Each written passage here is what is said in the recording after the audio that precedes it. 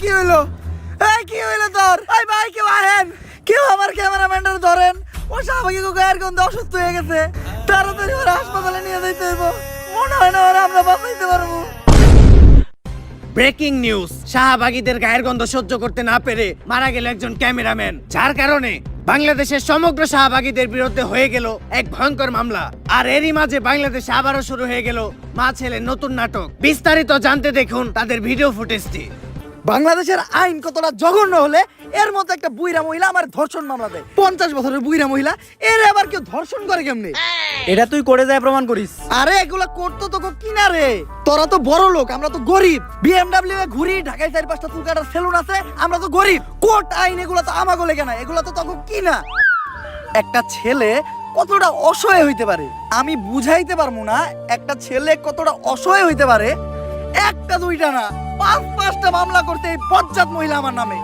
আমার যেমনে খুশি অমনে না চাইতাছে। আমার একটা লাইফ আছে ভাই, আমিও মুভ অন করতে চাই। আমি ঘুরমু ফিরমু চুদলিং বং করমু, খাইয়া দিমু ফষ্টি নষ্টি করমু মেয়াগো লাগে। আমার এখন আর জুনা নাইকেল খাইতে ভাল লাগে না, আমি এখন কুচি ডাব খামু। তুমি আমার বাসায় আসছো কেন? তুই আমার ফোনে ডাটা ট্রান্সফার করলি কি আমার অজ্ঞান কইরা? বাংলাদেশের ছেলেদের ক্রাশের সাথে যে আমি চুদলিং বং করতে ওইটা নিলিকে তুই আমার ফোন থেকে ট্রান্সফার কইরা। বাংলাদেশের কত শত মেয়েরা আমি খেয়ে দিতি ফষ্টি নষ্টি করতি, এগুলার ছবি ভিডিও তুই নিলিকে তোর ফোনে ট্রান্সফার করে স্টুপিডের বাচ্চা। হ্যালো, মুমিনুল আসছে আমার বাসায়। ওরে যেই কাজের জন্য আনছি সেই কাজ না কইরা ও মারামারি করতেছে। আপনারা তাড়াতাড়ি 465-তে আসেন। স্টুপিড মহিলা কি বলে ওর বাসায় নাকি আমি মারামারি করতাছি? তাহলে কি করতেছো তুমি? তুই বল আমি কি করতাছি? তুমি জানো তুমি কি করতেছো? তরে চুদলিং বং না করলে তুই মামলা উঠাবি না। কি কি? তরে চুদলিং বং না করলে তুই মামলা উঠাবি না, তুই কর। এটা আমি কোথায় বলছি? অনলাইনে বলবি নাকি তুই এইটা?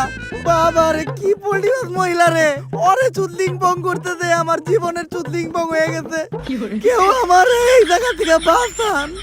দর্শক সবই তো দেখলেন, কি বুঝলেন? এখানে 10 টাকার আগামীকালকে হাইকোর্টে শুনানির রায়। কেউ কি পারবে মমিনুলকে বাঁচাতে? জানতে হলে চোখ রাখুন ফুটকা টিভিতে। সাথে আছে আমি রিপোর্টার কাকা। কোর্টে সবাই এসে বললো সময় হয়ে গেল, এখনো জজ সাহেব এলো না। স্যার আমার একটা প্রশ্ন, এইরকম খোলামেলা জায়গায় কোর্ট কেন? তো গোমতো সাপরি গো বিচারের লিগার কত ভালো জায়গায় কোর্ট বহাইবো।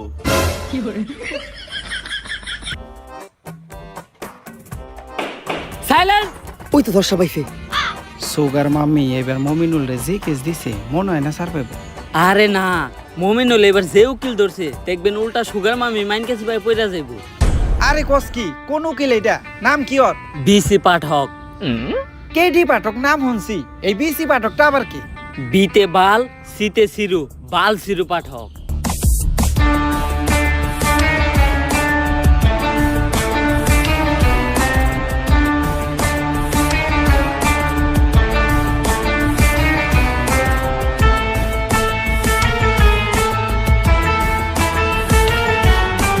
ইওর অনার, আমার মক্কেল শাইলা 50 বছরের একজন ভার্জিন মহিলা, যারা এই মমিনুলের মতো কুলাঙ্গার ধর্ষণের চেষ্টা করছে। তাই আপনার কাছে আমার আবেদন, এই মমিনুলের মতো কুলাঙ্গারের ডান্ডা কেটে এখনই ঠান্ডা করে দেওয়া হোক। Objection your honour. Your honour, আমার মক্কেল মমিনুলের বিরুদ্ধে যতগুলো অপবাদ দেওয়া হয়েছে সব মিথ্যা বানোয়াট। কারণ আমার মক্কেল মমিনুল ধর্ষণের মতো কাজ করতেই পারে না। কেন করতে পারে না? ও কি বাচ্চা খোকা নাকি? না মাই লর্ড, আমার মক্কেল একজন বাচ্চা না, কিন্তু ও একজন ডান্ডা ছাড়া সান্ডা। মানে আমার মক্কেল মমিনুল একজন গে গে গে। অবজেকশন ইওর অনার, মমিনুল আবার গে হয় কিভাবে? তুই কো আমার মক্কেল মমিনুল কি করে? টিকটক। আর টিকটক যেসব ছেলেরা করে তাদের কি নাই? ডান্ডা। আর ডান্ডা ছাড়া ছেলেদের কি বলা হয়? গে। তাইলে আমার মক্কেল মমিনুল কি? গে। That's all your honour. Your honour, Mominul তাহলে ওদিন রাত্রে আমার বাসায় কি করতে আসছিল? কথা তো যুক্তি সম্পূর্ণ। মাই লর্ড, এই দেশের সবাই জানে যে মিস শাইলা আমার মক্কেলের সুগার মাম্মি। আর আমার মক্কেল মমিনুল রিসেন্টলি ঢাকায় একটা সেলুন দিয়েছে যার নাম হচ্ছে মায়ের দোয়া হেয়ার কাট। আর এটার উদ্বোধনের আগে আমার মক্কেল চেয়েছিল তার সুগার মাম্মি মানে মিস শাইলার পায়ের ধুলো নিয়ে তার ব্যবসার যাত্রা শুরু করবে। তাই ওই দিন রাত্রে আমার মক্কেল মিস শাইলার বাসায় গিয়েছিল। That's all my lord. Order order order. পর্যাপ্ত সাক্ষ্য প্রমাণের ভিত্তিতে এই কোর্ট প্রিন্স মমিনুলকে অসম্মানের সাথে খালাস করলো এবং অপর পাশের বাদী মিস শাইলাকে শিশু নির্যাতন মামলায় যাবজ্জীবন কারাদণ্ডে দণ্ডিত করা হলো। Thank you your honour. Object. বাত পাস না আবার কস গন্ধ হয় শুটকিতে, প্যান খুলে স্যাপ দিয়ে দিব তোর পুটকিতে। একদম চুপ। দর্শক, ফুটকা টিভি থেকে আমি রিপোর্টার কাকা, আর আজকে আমি সারাদিন এমন এক প্রাণীর সাথে কাটাবো যে মানুষ একদমই না। সে কোন প্রজাতির প্রাণী সেটাও কেউ জানে না। সাধারণত তারা তাদের নিজেদেরকে দাবি করে অনেক জ্ঞানী, আসলে তারা আমার লেউটা। মানুষ তাদেরকে বলে আর তারা তাদের নিজেদেরকে দাবি করে শাহবাগী। চলুন কথা না বাড়িয়ে ভেতরে যাওয়া যাক। দরজা তো দেখা যায় খোলাই। দরজা তো খোলা থাকবই, কারণ অল টাইম কাস্টমারের যাতায়াত থাকে। আমরা শাহবাগী, তাই আমরা গন্ধ ছড়াই। কিন্তু আপনি কি? আমি তো সেই শাহবাগী যার সাথে আজকে আপনি সারাদিন থাকবেন। গায়ে বিশ্রী গন্ধ আছে, কিন্তু চেহারা দেখে তো মনে হইতাছে না আপনি শাহবাগী। ওয়েট আ মিনিট, টিপ দিতে ভুলে গিয়েছিলাম। এইবার ঠিক আছে। তো কেমন আছেন আপনি? আপনাদের দোয়ায় ভালো আছি। দোয়া তো আমরা করি না। গুড জক। আমরা শাহবাগী, তাই আমরা গন্ধ ছড়াই। চলেন ভিতরে যেয়ে কথা বলি।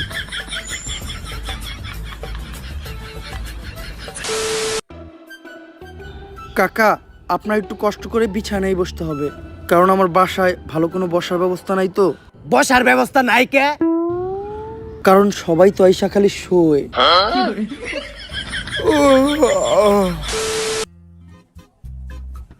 নেন কাকা, পানিটা খেয়ে নেন। ধন্যবাদ আপু। এই, আপনি আপু কাকে বললেন? এটা আমার ভাইয়া। ভাইয়া? হ্যাঁ, আমাদের শাহবাগীদের বাপ ভাইয়েরা তো চুরি পরে মুখ লুকিয়ে ঘরে বসে থাকে, আর আমরা কাঁপিয়ে বেড়াই বাজার হাট, মাঠ, ঘাট আর খাট। আমরা শাহবাগী, তাই আমরা গন্ধ ছড়াই। আচ্ছা ভাইয়া, যেহেতু এখন সকাল। এক্সকিউজ মি, আপনার কোথাও একটা ভুল হচ্ছে। আমি ভাইয়া না, আমি আপু। আমি আপু না, আমি ভাইয়া। আসলে আমি ভাইয়া না, আমি আপু। আমরা শাহবাগীরা নিজেরাও জানি না যে আমরা কি। আপনি প্রশ্ন করেন।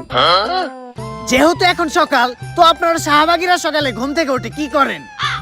আমরা ঘুম থেকে উঠে সবার আগে চিন্তা করি কিভাবে দেশে একটা সংঘর্ষ বাজানো যায়। আমরা তো সকালে ঘুম থেকে উঠে আগে দাঁত ব্রাশ করি। আপনারা দাঁত ব্রাশ করেন না? ব্রাশ? এইটা আবার কি বস্তু? এটা খায় না, মাথায় দেয়। আরে আমি এই যে এইটার কথা বলেছি। ও ব্রাশ, আমার কাছেও তো একটা ব্রাশ আছে, অনেক বড় ব্রাশ। দাঁড়ান আমি নিয়ে আসি। এই যে আমার ব্রাশ। যদিও আমরা শাহবাগীরা দাঁত মাজি না, তারপরে যখনই মাজি এই ব্রাশ দিয়ে মাজি। এই ব্রাশ দিয়ে তো আমরা আমাকে টয়লেট পরিষ্কার করি। তার মানে কি আপনারা দাঁত মাজার জন্য আর টয়লেট পরিষ্কার করার জন্য আলাদা আলাদা ব্রাশ ব্যবহার করেন? আমরা শাহবাগী, তাই আমরা গন্ধ ছড়াই। কাকা, কাকা, কাকা, আপনি ঠিক আছেন? এখন একটু ভালো লাগতাছে। আচ্ছা কাকা, চলেন আমরা বাইরে যাই। তার আগে আমি আমার জামাটা চেঞ্জ করে নিই। এই এই এই, এই লাইট চলতাছে, এই জায়গায় আমি আছি। সবার সামনে জামা কাপড় চেঞ্জ করতে আপনার লজ্জা লাগে না? লজ্জা? এই লজ্জা জিনিসটা কি, যেটা আমাদের শাহবাগীদের কখনো করলো না? ধরু কোন লেউটার ইন্টারভিউ নিয়ে বেড়াইছি। লজ্জা জিনিসটা কি? গুগল রে জিগাই। হ্যালো গুগল, লজ্জা কি? তুই শাহবাগী, তোর লজ্জা নিয়ে চিন্তা ভাবনা করে কোনো লাভ নাই, মুড়ি খা। তাহলে চলেন কাকা, নাস্তাটা করে নেই। আচ্ছা, আপনারা শাহবাগীরা সকালে কি দিয়ে নাস্তা করেন?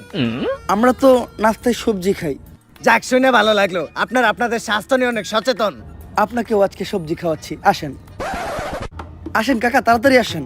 বুঝতাছি না, নাস্তা করবার লিগে কোনে নিয়ে যাইতাছি। কাকা আসরে বসেন। এই, তোমাদের নাস্তাটা বানানো হয়েছে, তাহলে দাও। আপনি না কইলেন আপনি সকালে উঠে সবজি খান? হ্যাঁ, সবজিই তো খাই, শুকনা সবজি। কিন্তু এটা তো গাঁজা। হ্যাঁ, আমরা শাহবাগীরা সকালের নাস্তায় খাই গাঁজা, কারণ গাঁজা যারা খায় তারা হলো রাজা। সাধারণ মানুষ তো খায় রুটি সাথে ডিম ভাজা। কাকা একটা টান দিবেন নাকি?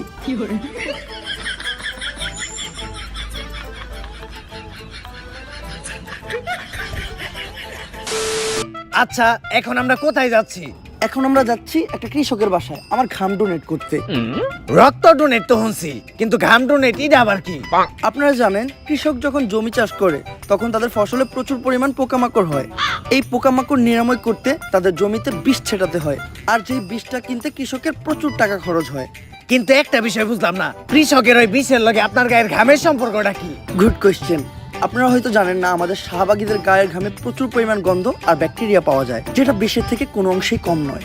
তাই আমরা ফ্রিতেই কৃষককে আমাদের গায়ের ঘামটা ডোনেট করি, তারা তাদের ফসলের জমিতে ছিটায় আর ফসলকে পোকামাকড়ের হাত থেকে বাঁচায়। এটা করে আমরাও আমাদের ঘাম থেকে নিস্তার পাই আর তারাও উপকৃত হয়। আমরা শাহবাগী, তাই আমরা গন্ধ ছড়াই। আচ্ছা, দুপুর তো হয়ে গেল, আপনি গোসল করবেন না? গোসল? এইটা আবার কি? কোন ধরনের ভাষা এটা? আরবি, উর্দু, ফার্সি নাকি চাইনিজ? গোসল আবার করে কিভাবে? আরে শরীরে পানি ঢেলে যে এটা করে আর কি। পানি? পানির কথা আমাদের সামনে বলবেন না, আমরা শাহবাগীরা পানি থেকে প্রচুর ভয় পাই। কিন্তু পানি দেখে তো কুত্তায় ভয় পায়। Nice joke. আর পানি ঢাললে আমাদের শাহবাগীদের শরীর থেকে গন্ধ চলে যাবে না?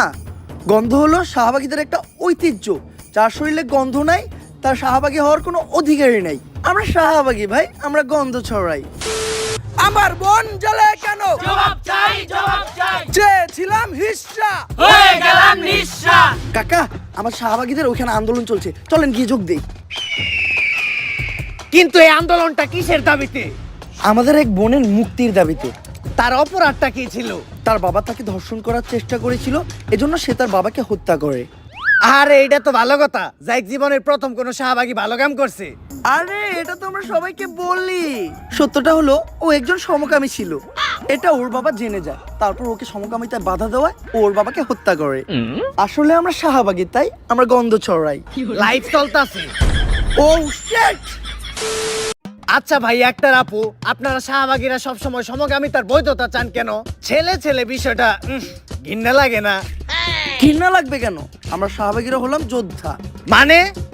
মানে হলো আমরা তলোয়ারে আর তলোয়ারে বাইরাবাইরি করতে পছন্দ করি। এই বাইরে বাইরে যদি তগো বাপ মাই করতো, তাইলে আর আজকে দুনিয়ায় তোরা থাকতি না। আমরা শাহবাগী, তাই আমরা গন্ধ ছড়াই। কাকা সারাদিন আপনাদেরকে সময় দিলাম, সন্ধ্যা হয়ে গেছে, যেতে হবে, কারণ এখন আমার ব্যবসার সময়। এই ধান্দা কেমন চলে? কাস্টমার পাইছিস? আরে না রে। কত? আজকে রেট 500। 50 টাকা দিমু। না, ফিক্স 200। এমনি গায়ে গন্ধ, তার উপর আবার 200। এই ও গায়ে গন্ধর কথা বললো কেন? ও দামাদামি করলো কেন? ও ধর্ষক, ধর ওকে। দর্শক দেখলেনই তো শাহবাগীরা কতটা ভয়ঙ্কর। এরা শুধু ছড়াই না গন্ধ, এরা লাগায় মানুষের সাথে মানুষের দ্বন্দ্ব। তাই আদালতের কাছে আমার একটাই আবেদন, এদের দ্রুততম শাস্তির ব্যবস্থা করা হোক। ফুটকা টিভি থেকে আমি রিপোর্টার কাকা। Order, order, order. রিপোর্টার কাকার তথ্য অনুযায়ী এবং সারা দেশের জনগণের মতামতের ভিত্তিতে আদালত এই সিদ্ধান্তে পৌঁছেছে যে শাহবাগীদের মৃত্যুদণ্ড দেওয়া হবে। ভাত পাস না, আবার গন্ধ হয় সুটকিতে। প্যান খুলে স্যাপ দিয়ে দিছি তোর পুটকিতে।